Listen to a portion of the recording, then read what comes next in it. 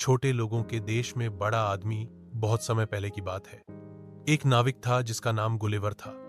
वह जहाज पर यात्रा कर रहा था, लेकिन रास्ते में भयंकर तूफान आया और उसका जहाज टूट गया।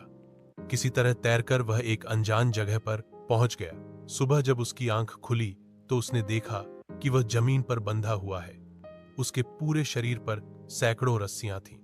चारों तरफ छोटे छोटे लोग खड़े थे। ये लोग इंसानों जैसे थे, लेकिन उनकी ऊंचाई केवल कुछ इंच थी। वे सब मिलकर उसे बड़ा दानव कह रहे थे। गुलिवर हैरान था, लेकिन उसने धैर्य रखा।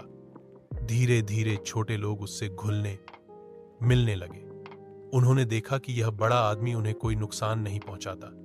फिर उन्होंने रस्सियां खोल दी और उसे अपने देश ले गए। वहां के राजा और रानी भी उससे मिले।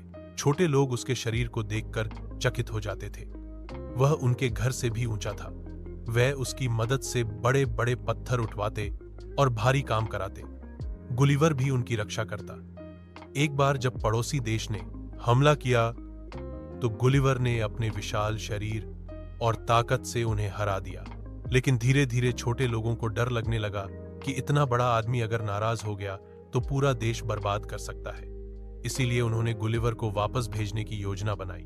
उन्होंने लकड़ी का एक बहुत बड़ा जहाज बनाया जो गुलिवर के आकार का था। उसमें रस्सों और कपड़ों से पाल लगाया। जब सब तैयार हो गया तो छोटे लोग गुलिवर को समुद्र किनारे लेकर गए और उसे उस बड़े जहाज पर बैठा दिया। गुलिवर ने उनसे विदा ली और समुद्र के रास्ते अपने देश की ओर लौट पड़ा।